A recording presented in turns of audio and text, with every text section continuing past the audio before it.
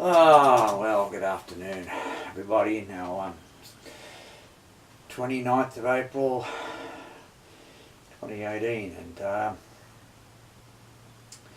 as most people know, I don't have a script or anything like that. And I'm basically making this as it's been requested that I talk about this subject a bit, and it might be useful, in other words, in some ways. I got to give you some background though in making this. Quite a number of years ago I was involved in public transport lobby work in New South Wales, meeting the Minister for Transport a number of times and being involved in the Action for Public Transport group down there for some years, and then I formed a group up here called Citizens for Public Transport. It had a reasonable, number of members and so on. We sometimes had meetings with Queensland Rail and discussed various issues and provided a written submission on a number of things. They were acted upon, or perhaps in some cases they were ignored. Now, so in the lead in, let's say, to the subject of Brisbane trains and buses, public transport services, let's say, several years ago now, and it kind of astounds me in a way that they've done nothing to respond. I had a 2-page submission, only as a citizen, that I met with Queensland Rail middle management. There were 3 members of the public. They called it a coffee morning, and you meet at a restaurant, a little restaurant in a hotel, pretty well across the road from Central Station in Brisbane.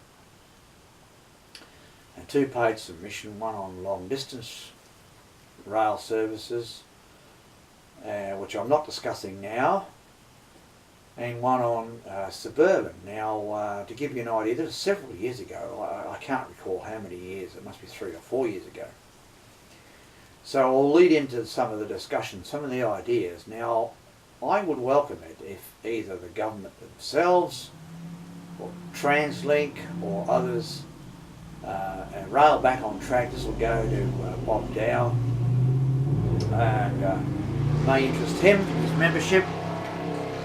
And if they progress these things and they have contact with Queensland Rail, which I know they do, that'd be useful. And our Department of Transport and or TransLink are a separate matter, but in a sense, if you put a submission out, you could include some of this, and you never know, it might get adopted. Now, one of those things that comes to mind is, if anyone's familiar with Melbourne, they have a couple of long, what you could call circle line bus routes. And one of them, I understand, is one of the longest urban bus route in the world. I understand it's about, some people correct me if I'm wrong here, but it's about a 4-hour route. It's very, very long. It goes from far down the southern suburbs on the Frankston line. It ends up going right out to the eastern suburbs, like places like Heidelberg, and it goes through the northern suburbs, and it ends up, I think, it might end up in Altona, which is really in the western suburbs. So that's a 4-hour run. Now, what I'm going to suggest, and I've suggested this to no avail, is an outer circle bus route. There's currently a circle line which many people in Ipswich, in Brisbane, are quite familiar with. And they were going to abolish that. Oh, there's a hue and cry over that, and they never got abolished, which is very, very fortunate. That's routes 598 and 599, which are quite long. It's about a 3-hour run right round, I think. But it's useful because it gets people from one location to another that might not, if it was all separate routes, you might miss a bus by a minute. Now I, for example, have got a bus cross from Logan Hyperdome, and I've gone across to, it was, what's the name, Springfield there, where the Orion Shopping Centre, and I missed a bus by a minute, had to wait an hour for the next one, or vice versa. I was going across to Hyperdome actually. 1 hour, so I had to get out to the shopping centre and have a cup of coffee and wander around, look at a few things and go back to the bus stop and pick the next bus up, as I said, an hour later, which is really ridiculous. So I would suggest getting down to the nitty-gritty of this. All of what I'm going to say are existing bus routes over each of the areas, but they don't run right through. From Red Bank, which connects with the trains, of course, they go across to Orion, and it would continue through to the Hyperdome, will continue from there right across to Cleveland. Now there are already bus routes, as I say, connecting these places, but they're not joined up.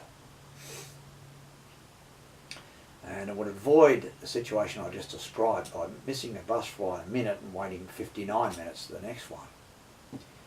That's one of the areas of Brisbane buses that I'd like to see addressed at some point. And now we move on to the more current, let's say, or future plans for a so-called metro. Well, it's a misnomer. It's not a metro in the normal accepted sense. It's not a rail system, and it's not even an electric bus system, which could be perhaps described as a metro, but it's not. So they're going to look like light rail vehicles. They're going to be fancy looking, in other words, and they'll be double articulated, so that they have these buses that, as you understand, they'd be running every few minutes, and they'd be double articulated, and they'd look like light rail. That's an improvement to a certain, cosmetic sort of way. But in reality, what should be happening is that they should be electrified from one end to the other of the busways. In other words, you're looking at trolley buses. But you'd also have a diesel alternator engine and driving the electric transmission, in other words. So you still have your controls and your motors. Electric motors would operate, but there'd be a diesel generator housed in the rear of the bus, the rear, like you have with a long distance coach. So you start that up at the end of the run, so you go along the inner northern busway, and you go to continue on the southeastern busway, and you get to 8 Mile Plains. The motor would start up and it would become, as I said, diesel electric, and it would continue on, say, to Springwood. And there might be another service that goes to Browns Plains. It'd be frequent. It'd be double articulated, and they'd be running quite frequently. Another thing that can be done, and you could virtually have a triple articulated, because if you plant the electronic sensors in the road, it will steer the bus. You don't have to have a Adelaide-style guided busway. It's very, very expensive to build, and it is, of course, it acts like a light rail, and it's actually segregated from all other traffic and so on. So it's got its advantages. But one that is electronically guided with small electronic tags that are built into the road and other traffic can travel on is the best idea. And another thing that could be done to segregate the traffic away from this is rather like what's happened with the Gold Coast light rail or trams, as they're quite correctly called down there.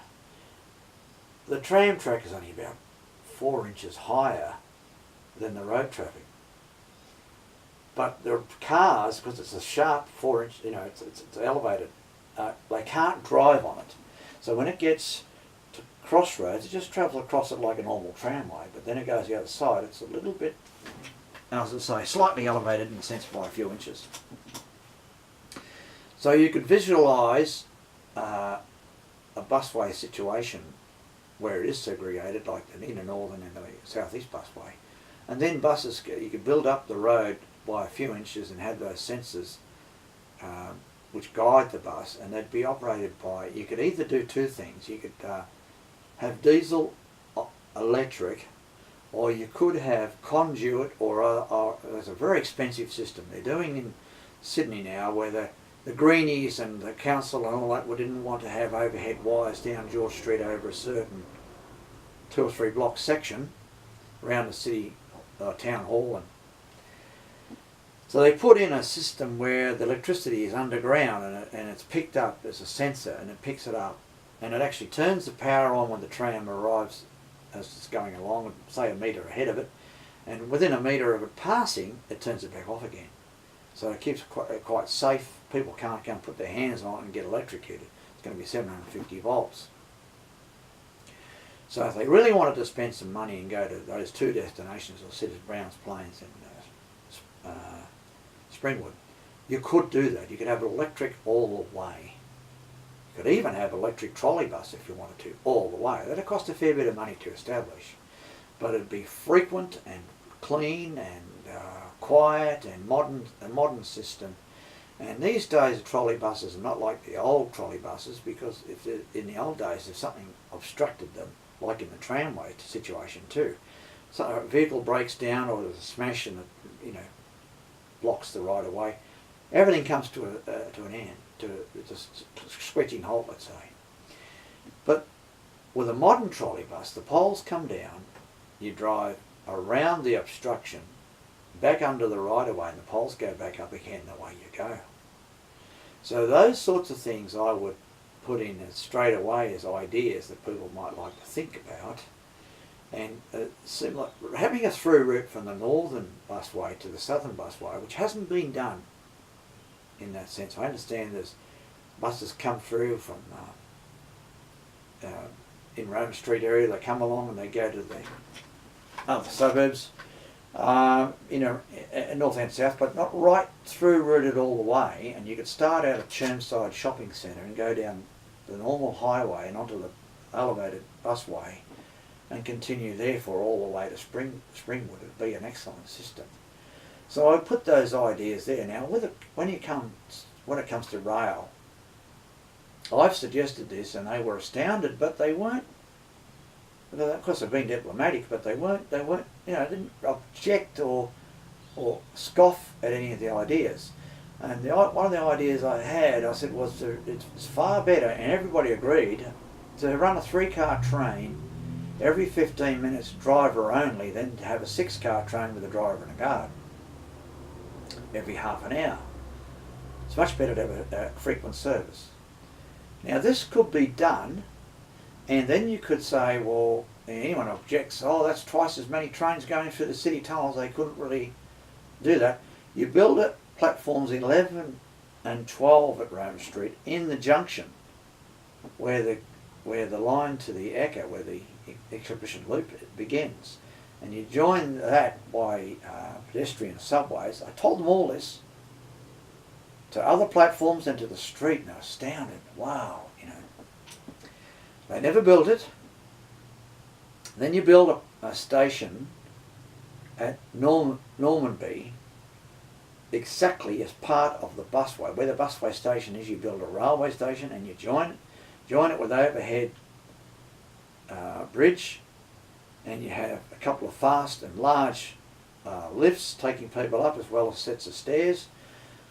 They have a standard lift, it surprised me, at Helensvale, taking passengers who wish to go, like maybe they've got luggage or they're elderly or they've got a wheelchair. They use the lift to get up, and so they use the lift to go back down again to ride the trains.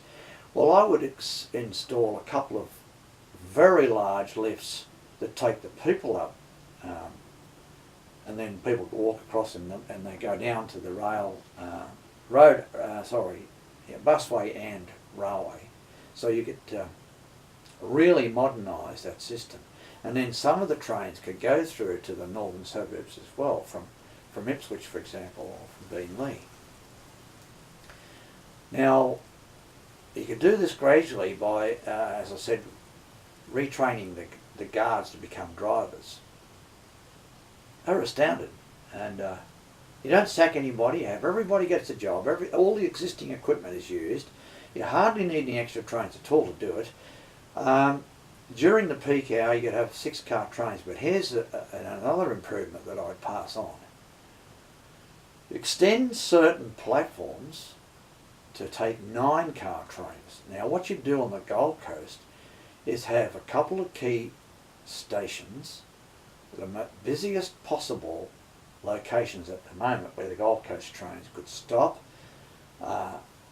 It might, like Loganlea they stop at, for example, or they could, Altandi, I don't know why they stop at Altandi, I've never worked that out, but if they wanted to make Salisbury the stop instead, which, you know, it's okay,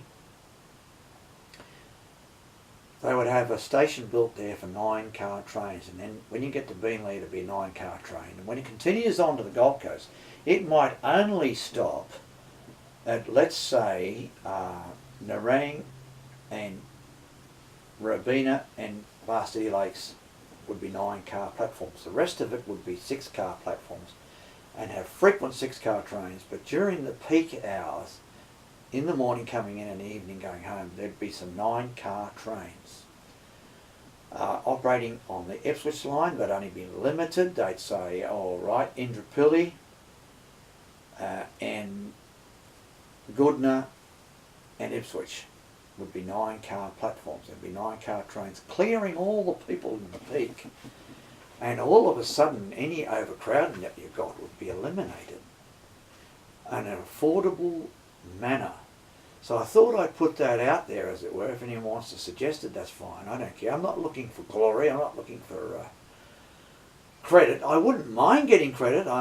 Wife and kids have often said, well, Dad, why don't you sell that idea? Why don't you try and get something out of it? So I'm not interested in getting anything out of it. I'm only interested in actually adopting it. As, by the way, just in conclusion, I've had a number of ideas over the years that actually have been adopted.